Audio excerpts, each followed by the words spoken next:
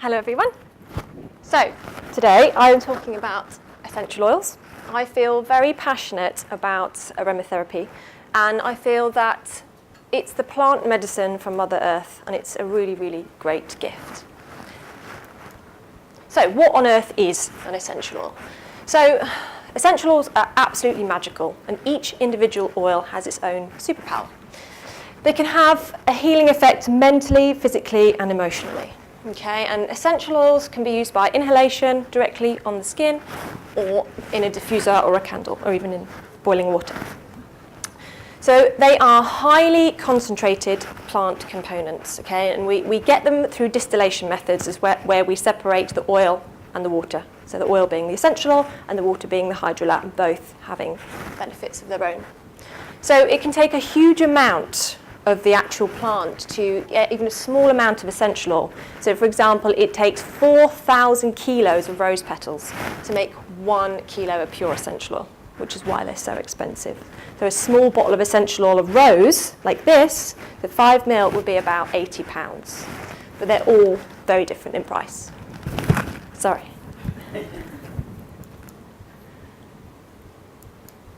So let's go into the science and what actually happens in the body.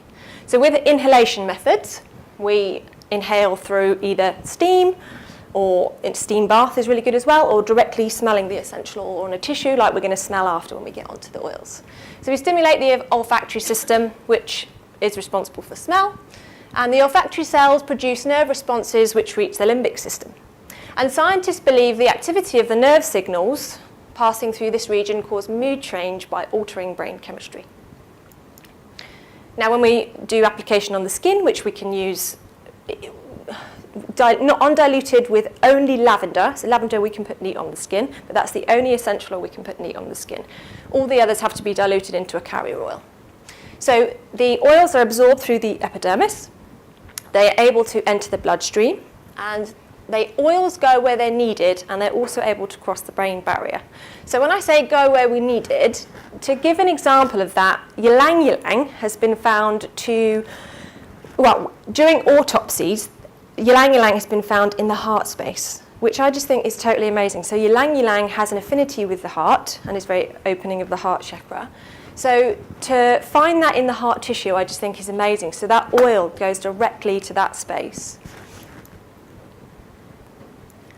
So going into a little bit of the history of essential oils, we've been using them for thousands of years, and it appears that it was the Egyptians that first made extensive use of herbs through the distillation methods dating back to 3,500 BC. And they were used as Egyptian medicine, and they were always used in the burial of the pharaohs and the rulers. So King Tut's tomb, when it was opened, 350 litres of alabaster jars of essential oils were discovered. So it's been documented that Cleopatra, who was famous for her beauty and charm, and she had her lovely spas, she used essential oils for her beauty treatments. Going into the Bible, in the book of Numbers 16, Moses tells the high priest Aaron to burn cinnamon to stop a plague. So it's cinnamon, spikenard, hyssop, and cedarwood. We know that these oils have powerful antibacterial properties. So they believe that it would stop the plague to protect the people. So in the Bible, essential oils are referenced 264 times, and 33 different types of oils are mentioned. But what we know as modern aromatherapy wasn't kind of coined as a phrase until 1937 by René Maurice Gattefoss. And what happened with him, he wasn't necessarily a natural health advocate, he was a chemist, but he burnt his hand really badly in his laboratory, and he plunged his hand into what was closest, which was a big undiluted vat of lavender essential oil. And what he noticed was that he experienced no pain, and his hand healed very, very quickly without infection or scar. So he kind of thought, must be something to this. So because of his work, Dr. Jean Vallée used essential oils to treat injured soldiers in World War II. This led to Margaret Mary being the first person to coin modern aromatherapy, where she started using prescriptive essential oils in her Tibetan massage techniques. And today, many, many people use essential oils, and I feel so passionate about sharing this knowledge that people can know where to use them and use them very prescriptively. So, popular essential oils. I'm just going to go through a few here. And on your tables, you do have some little bits of tissue with some of the oils that we're going to go through on here. Tea tree. So tea tree is a natural antibiotic. It can help with flu, cold sores, glandular fever, and gingivitis. So everyone have a little sniff of that one. It reminds me of being a spotty teenager. You can also gargle with tea tree if you've got a sore throat, and it can really kill it quite quickly if you catch it fast enough. So then rosemary. Rosemary clears the mind and increases mental alertness. So with rosemary, I always just think of the head. Very heady, very head clearing, very good for mental agility. It can assist with headaches and mental exhaustion, great for studying. The combination of rosemary and peppermint is very, very good to help you concentrate. If you've got something to do, it's nice to just pop it in a diffuser or inhale it, as I did before this presentation. Oxford University also use rosemary in a diffuser whilst people are taking their exams, which I think is very interesting. Lavender, the most popular essential oil. Everybody should have lavender in their cupboard at home. So it's literally first aid in a bottle, and as I said before, you can put it neat on the skin, so it's great for burns, rashes, anything like that. Great if you've got kids at home. So very, very good for skin conditions as well, very gentle oil. It's amazing for nervous tension, insomnia, and stress. If you're not sure which essential oil to pick or start with, lavender's pretty much good for everything. Frankincense. Now, frankincense is my personal favourite essential oil. It's so grounding and just, I love the smell of it. Some people don't. Sometimes they prefer to put it in a mixture with other oils, which is also really useful too. So frankincense soothes and calms the mind. It acts as a skin tonic, so it's excellent for any skin conditions. It also helps to ease grief, which is why the resin is traditionally burned in churches, and it's also an antipsychotic, antidepressant. With frankincense, it's one of the only oils that has no contraindications. So every single oil has somebody that can't use it or some kind of interaction. So you do need to be very careful when you're using essential oils. Clary Sage. Now, I haven't got Clary Sage here for everyone to smell, but I can tell you now it's rank. It's really not very nice. It smells like, you know, when you wash a towel and you don't dry it properly, and it's a bit like mouldy. It kind of smells like that. But the medicinal use of it is very, very good. So don't let that put you off, but I really can't bear the smell of it. So Clary Sage calms the nervous system and can help depression, anxiety, insomnia, and the menopause. It's absolutely fantastic for period pain. And very good during labour as well. It can stimulate contractions. So doulas will often use it to encourage the progression of contractions.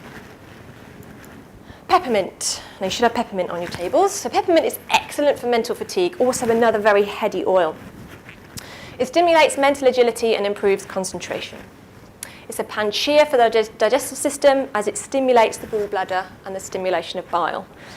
The thing that I really love about peppermint oil is, and a lot of us know this about IBS cramps and using peppermint tea or, you know, the little capsules of peppermint oil, because what actually happens is our large intestine is a muscle and it contracts like this with something called peristalsis. And when we eat something or if we're stressed and we have a reaction and we kind of get those really fast cramps in the digestive system, what happens with peppermint is it blocks the calcium receptors of the gut to stop that overactive peristalsis, which I think is just absolutely amazing. And those that have tried it, I'm sure, know that it works really, really well. So another one of my favourites. Geranium. The geranium is a very womanly oil, and I just think of the scales, so very, very balancing, okay? So it has a very, very balancing effect on the mind and hormonal system. It works with the adrenal cortex, which assists in stress, anxiety, and balancing hormones. So very, very good for PMT, or when people are just feeling really unbalanced. Great to use in the bath. Bergamot.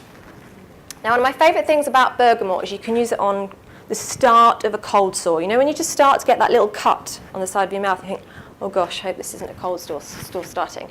You can use bergamot neat on a cotton bud directly on the start of the cold sore, and it usually kills the infection. It's also very effective in the treatment of depression, stress, tension, and fear. It's very, very good for mood, so it's a nice one to just have diffusing, just generally. It's also very effective in the treatment of cold sores, eczema, and psoriasis. Lemon. So lemon is a very cheap oil because we get it from the peel. You know, when you touch lemon, it's already on your hand. It's very, very easy to express the oil out of a lemon. So lemon oil has anti-infection, astringent, detoxifying, antiseptic, disinfectant, and antifungal properties. Lemon oil works in many areas of your life, from household cleaning to supporting brain energy and freshening the air. It boosts white blood cells also, which is really, really amazing. So another great one to just diffuse, especially in the winter time when there's lots of bugs around. Great cheap oil for kitchen smells and things like that. Eucalyptus. So eucalyptus is another really interesting oil because it can be either cooling or warming. So with the cooling side of it, it helps with fevers and migraine. It's actually a febrifuge, so it's very good for reducing fevers in children. For the respiratory tract, it helps with coughs, asthma, throat infections, sinusitis, and cardiac conditions. It's very, very clearing. I'm sure some of you have used it before. It soothes inflammation and eases mucus, clearing the head from stuffiness and colds and fever.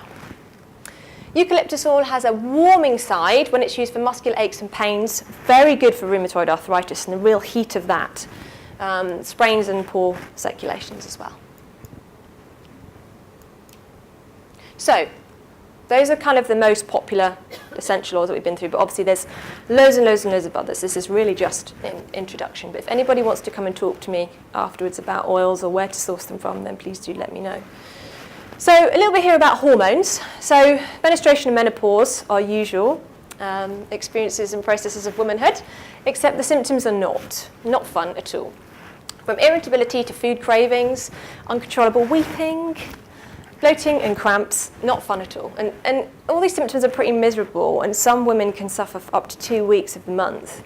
And interestingly, there's a supergroup of essential oils called adaptogens. Okay? And these essential oils mimic hormones through the endocrine system. And what they'll do is they'll go in and they'll be what they need to be, basically. So adaptogenic essential oils are capable of balancing conditions in the endocrine system without creating further imbalances like normal pharmaceutical hormone and medication would do. And I just think that's so totally amazing. That, you know, nature really is medicinal. Mother Earth is amazing. So this is a lovely blend that you can use during these times. And if anybody wants copies of these slides, then please do email me, and I'll just send this over because these are really useful recipes to have. So Clary Sage, you don't have to put it in if you don't want, but it is very good. All the other ones mask the smell of it. Lemon, geranium, and lavender, so all adaptogenic essential oils. And you can use this blend, so this blend is in carrier oil, directly on the skin, on the abdomen to help bloating and pain, especially with period pain, or in the bath. If you're using it in the bath, you don't have to put the carrier oil in as well. So with a bath, you'd use about 10 drops of essential oil. This blend is not suitable for pregnancy or children. Stress. So we know how bad stress is for our body. And all of these things here can be the result of stress. So we really, really want to keep our cortisol levels down. And essential oils can really help us to do that. So I love this blend because not only is it absolutely amazing for stress, it smells really good too. So juniper, frankincense, chamomile, roman, and lavender have all been shown to reduce cortisol levels in the body. So again, these can be used on the skin or as a bath oil. I personally like to use this one on my chest or on a tissue that I just shove down my bra if I need it at that time. I can quickly, if I'm feeling overwhelmed, I can quickly use that. And it's, yeah, really, really powerful. Tummy trouble. So IBS, bloating, stomach cramps, and abdominal pains are all very, very annoying discomforts. This is a really lovely blend which has an affinity with the digestive system.